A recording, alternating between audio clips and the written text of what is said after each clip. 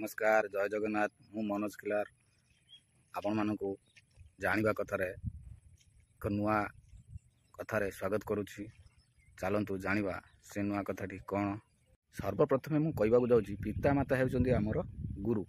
से हेउचंदी आमर प्रथम गुरु जे कि आमकु से छोट बेलू स्लेट खड़ी रे ब्रह्मा विष्णु महेश्वर कही शिखाई तेणु तांकु अवमानना करवा आमर उचित नुह। छोट बेले से आमर बहुत अली अर्दली एवं विभिन्न प्रकार छोट मोट भूल ये सब को आमको से खातिर न करी आमको लालन पालन करिसंती एवं गुरु भली आमको शिक्षा मध्य देइसंती।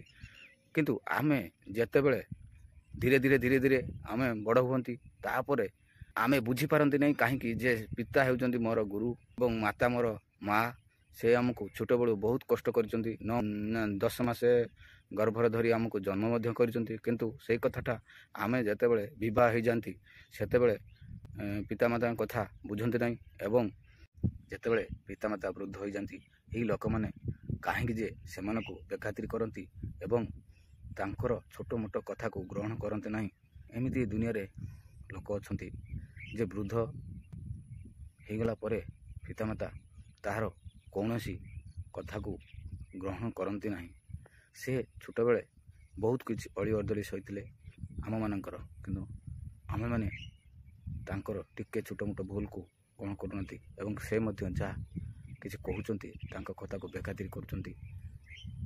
खाइबा पीवा ठू आरंभ कर शोवा पर्यंत आमे तांको ठीक भाव ठीक ढंग से रखिपार ना कहीं जानी पारु ना सत किंतु से बहुत मन रे दुख प्रकाश करुचंती।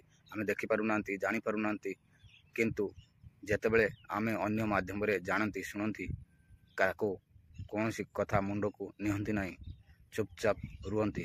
कारण कौन आपण माने एभली न करंतु।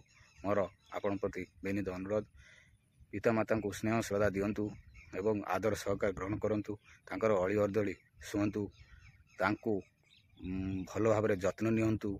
एइटा मोर मिनती और अनुरोध रोज कथा जदि आपको भल लगी था आप लाइक शेयर सब्सक्राइब निश्चित करेंगे। जय जगन्नाथ।